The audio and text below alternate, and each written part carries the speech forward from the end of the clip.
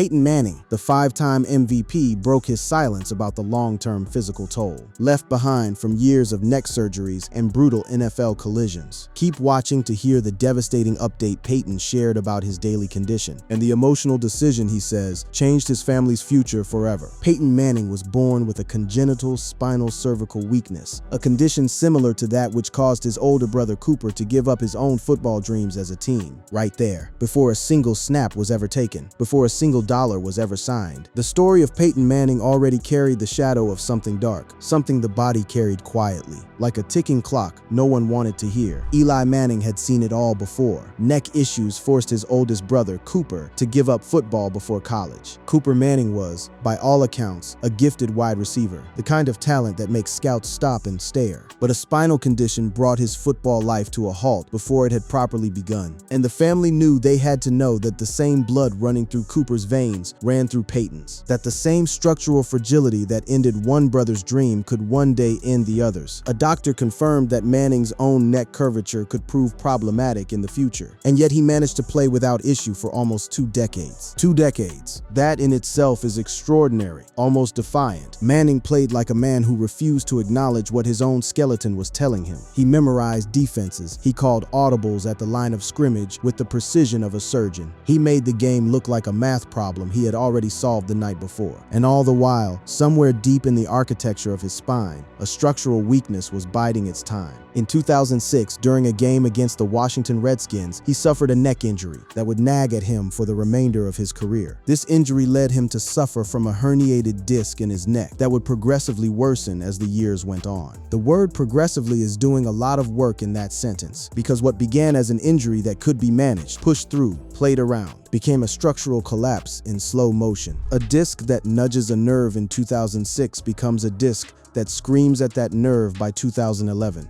The body doesn't forget, it just waits. Despite his injury, the 2006-2007 season would prove to be his greatest up to that point. On February 4th, 2007, at Super Bowl 41, Peyton led the Colts to defeat the Chicago Bears 29-17. He won the Super Bowl. He was named MVP. And somewhere, buried beneath the celebration, the herniated disc was still there, still pressing, still whispering. The world saw the trophy.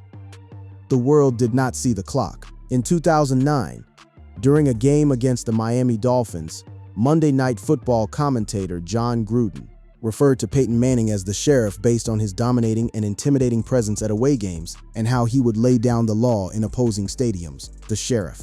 The man who controlled the field with nothing but his eyes and his brain. But the body was no longer fully cooperating.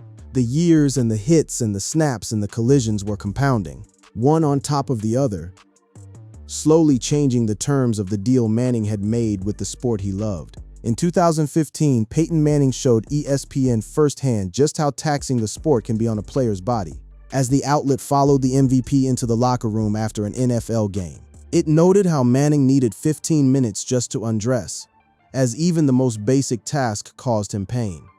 15 minutes to take off his clothes. This was the man they called the sheriff. This was the man who once made entire defensive systems look obsolete. From behind a center, whether it was bending down to take off his shoes, lifting his arms to remove his shoulder pads, or taking off his knee brace, the star quarterback was in obvious pain. That image, Manning wincing through the simple act of undressing himself, captures something the highlight reels never could. The true cost of what it meant to play professional football at the highest level for 18 years. And the cost was only getting started. The descent began in earnest in 2010. In February 2010, Manning had to undergo surgery for a pinched nerve in his neck. It was framed at the time as a corrective measure, a fix, not a warning. The kind of thing modern medicine handles routinely. Manning would recover, rehab, and return. That was the plan. That was always the plan with Peyton Manning. Because Peyton Manning always returned, but the pinched nerve was just the opening act. In 2011, he herniated a disc, also in his neck, and began experiencing weakness in his throwing arm. For a quarterback, this is not merely an inconvenience. The throwing arm is everything. It is the instrument through which every read, every decision, every moment of brilliance is converted into action. Weakness in the throwing arm is not a bad day.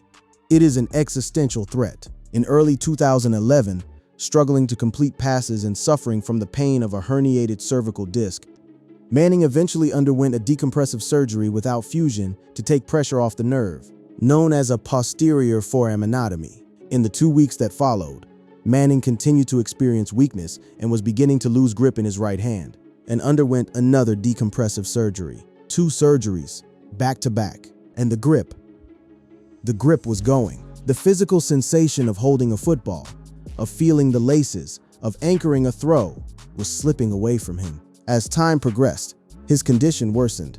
The 2008 Super Bowl MVP could barely throw the ball 5 yards. 5 yards, let that land. The man who had broken the single-season record for touchdown passes, who had dissected the greatest defenses in NFL history from the pocket with preternatural calm, could barely throw a football the length of a living room. The first time he tried to throw a football after surgery, Manning said the ball nosedived after about 5 yards. In July 2011, tests showed Manning had dangerous degeneration in his spine and underwent a third, similar surgery.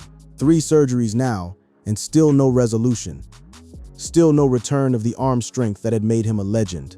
The surgeries were stacking up the way the worries were stacking up, relentlessly, one on top of the other, without a clean answer in sight. The football great would ultimately undergo 4 neck surgeries in 19 months, all trying to fix the same problem, culminating with a single-level anterior cervical fusion in September 2011. 19 months. 4 attempts to repair what the sport had broken. The most recent surgery forced a doctor to slice his neck open, remove a disc between 2 vertebrae in his spine, replace it with a piece of bone, fasten it with a titanium plate and screws, and then sew him back up. The body of Peyton Manning was being held together by metal and surgery and willpower. And nobody, not even his own brother, believed it would work.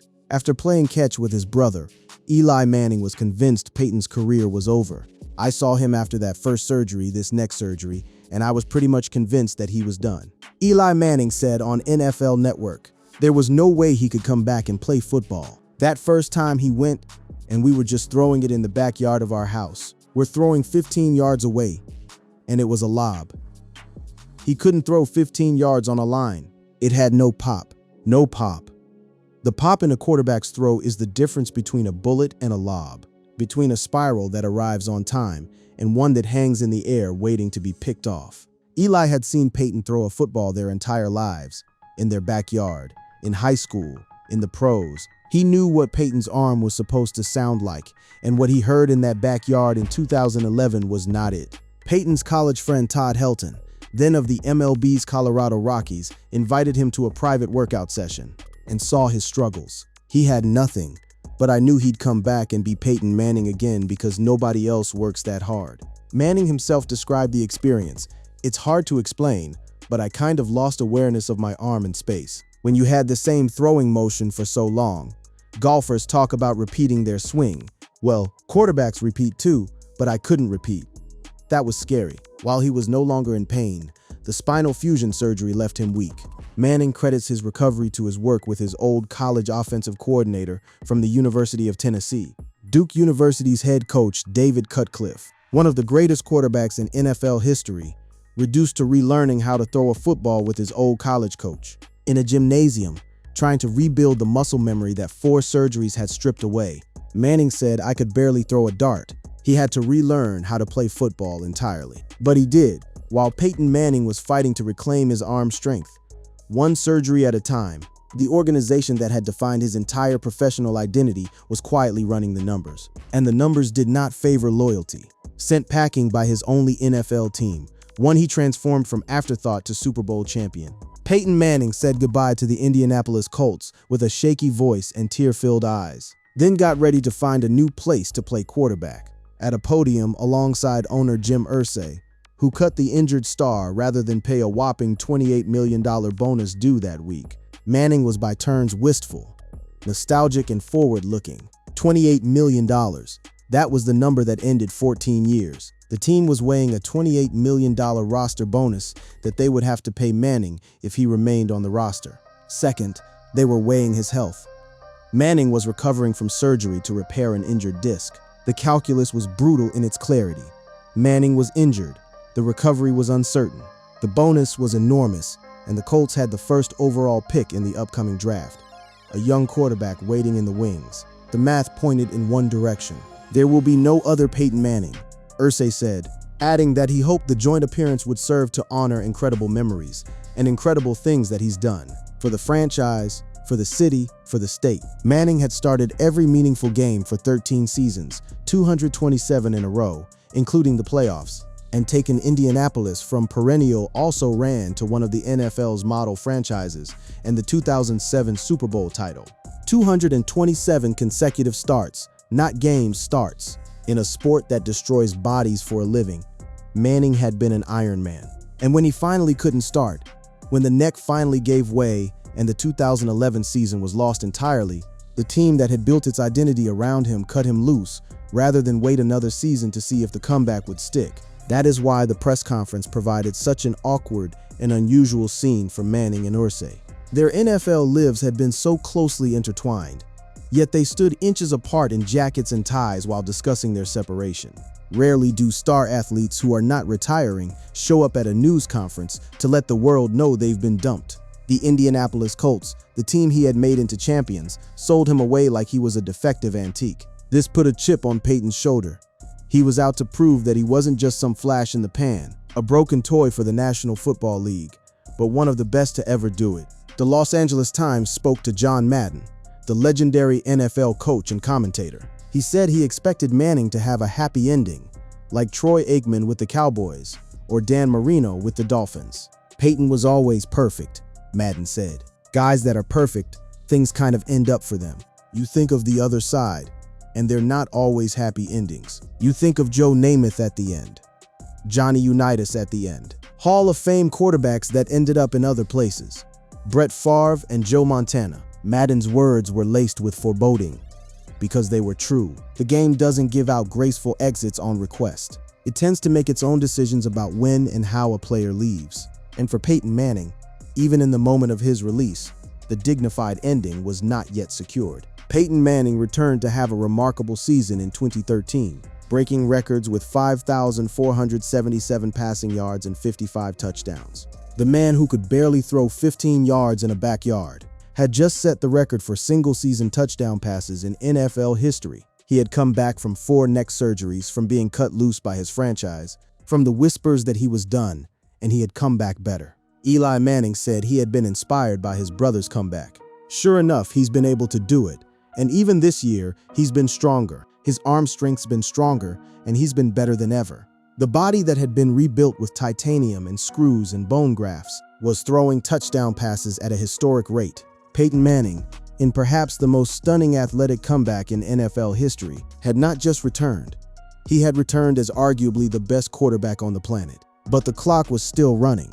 By the time Super Bowl 50 approached, Peyton Manning had 4 neck surgeries, including spinal fusion surgery in 2011, had major knee surgery, and doctors had already told him he would need hip replacement surgery at some point. The titanium plate in his neck, the repaired knee, the hip that was deteriorating. This was the physical ledger of 18 years in the NFL, and it was written in the language of hardware and future surgeries.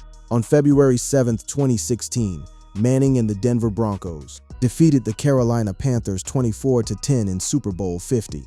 At age 39, Manning was, at the time, the oldest quarterback to win a Super Bowl. It was on its surface the perfect ending, the storybook final chapter.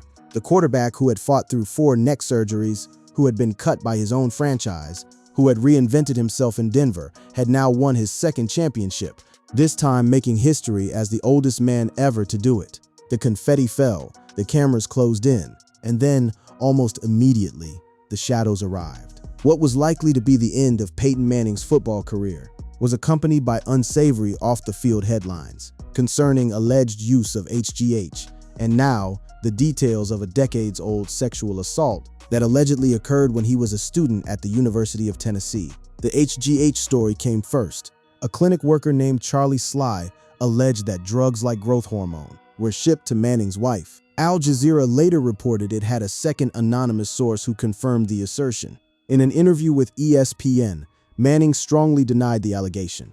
According to the report, the Indianapolis anti-aging clinic Geyer Institute sent human growth hormone to Peyton Manning's wife, Ashley Manning, in 2011 for the purpose of Peyton Manning to use. HGH is banned by the NFL and can only be lawfully prescribed by physicians for 3 very limited uses, none of which are relevant to playing in the NFL. This was 2011, the exact period during which Manning was recovering from his neck surgeries and trying desperately to rebuild his arm strength. While Manning had not denied that HGH shipments were mailed to his wife, he adamantly insisted that he had never used HGH. He denied it loudly, repeatedly, and with conviction, but the whisper was already out there, threading itself into the narrative of the most celebrated comeback in NFL history, suggesting that the titanium and the bone grafts and the physical therapy might not have been the whole story. On July 25, 2016, the NFL announced that its investigation of Manning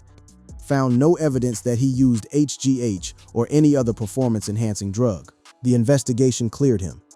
The storm officially passed, but it had left marks on the legacy, marks that the confetti from Super Bowl 50 couldn't fully cover. Then came the older wound. On February 9, 2016, a lawsuit accusing the University of Tennessee of mishandling reports of alleged sexual assaults by student athletes cited a 20-year-old complaint against Manning as evidence of the school's indifference. According to the Title IX lawsuit, then-trainer Jamie Ann Naughtright alleged that a nude Manning sat on her face while she treated him for an injury in 1996. The case was settled in 1997 on the condition that Naughtright leave her position. Manning had been 19 years old at the time. Jamie Naughtright spoke to Inside Edition and accused Manning of inappropriate behavior as she treated him for an injury in 1996.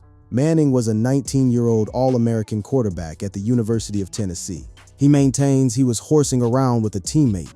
"I briefly pulled down my pants to so-called moon him," Manning said in his 2003 deposition. 1 second, 1.5 seconds. Pulled my pants back up and continued with Jamie's examination of the bottom of my foot. Naughtright called Manning's account of mooning a lie in her Inside Edition interview. Naughtright later sued Manning for defamation after he, in a book, described the alleged assault against her as a crude, maybe but harmless incident in which he dropped the seat of my pants and mooned another athlete.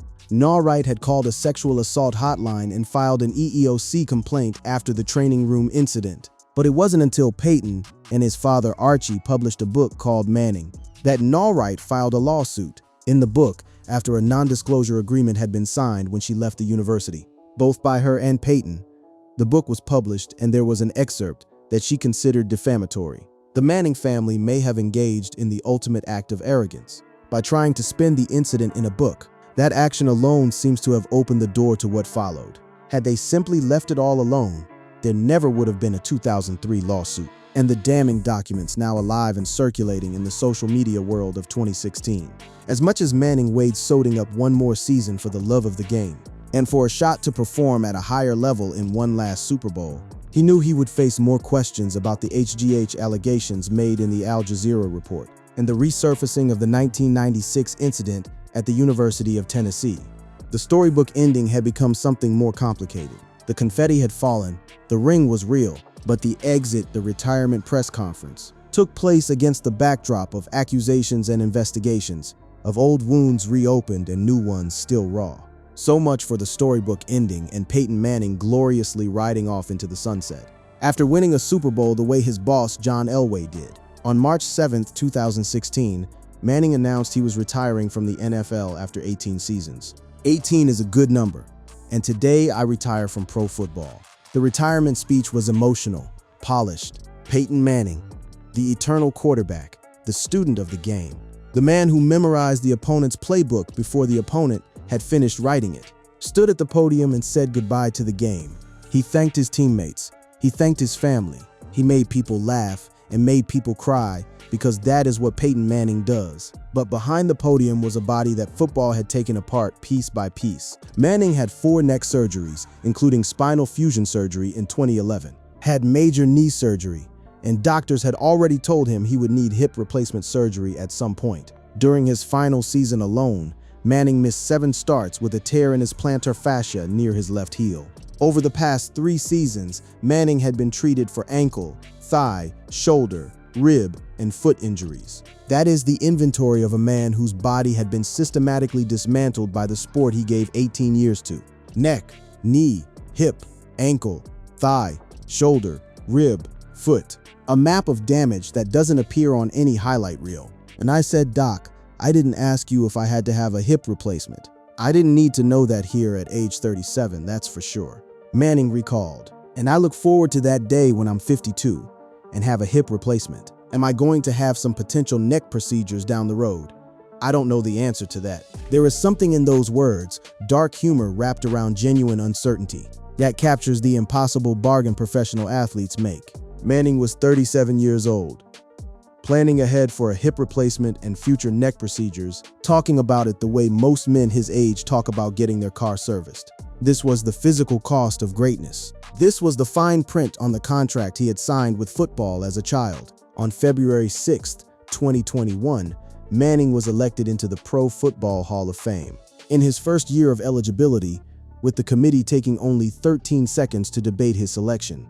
13 seconds. That is how long it took the Hall of Fame committee to confirm what everyone already knew, that Peyton Manning was among the greatest to ever play the game. Manning's career ended with a victory in Super Bowl 50, making him the first starting quarterback to win the Super Bowl for more than one franchise. The records, the MVPs, the 2 Super Bowl rings with 2 different franchises, the statistics that still stand in the record books as monuments to what one quarterback with one extraordinary football mind could accomplish over 18 seasons. And yet, the friend lost along the way, Demaryius Thomas, Manning's former target in Denver, who died in December 2021 at age 33 from a seizure. Recalling how they had exchanged text messages just 2 days before Thomas's death, Manning praised his late friend for having a huge heart and always being there for all of his teammates, as well as never missing a charity event he was asked to attend. Sharing personal details of their relationship, the quarterback added, "He treated my kids like they were his own," before admitting he was absolutely devastated by the tragic news. And then in May 2025, another loss. Jim Irsay, the Colts owner who had given Manning his start in the league, and then, 13 years later, made the agonizing decision to release him. Indianapolis Colts owner Jim Irsay passed away at the age of 65. Manning wrote, "I am heartbroken to hear about Jim Irsay's passing. He was an incredibly generous and passionate owner, and I will always be indebted to him for giving me my start in the NFL. His love for the Colts and the city of Indy was unmatched." The relationship between Manning and Irsay had never been simple. Not after the release, not after the tears at the podium, but it had survived. Despite his release from the team, Manning and Irsay reportedly remained in touch over the years. Irsay once remarked that he had never been as close to an NFL player as he was to Manning. So what is the tragic fate of Peyton Manning? It is this, that the greatest quarterback many have ever seen, a man born with a structural weakness in his spine, who played through that weakness for 2 decades, who had his body rebuilt 4 times just to keep playing the sport he loved, gave everything to the game, and the game took everything it could in return.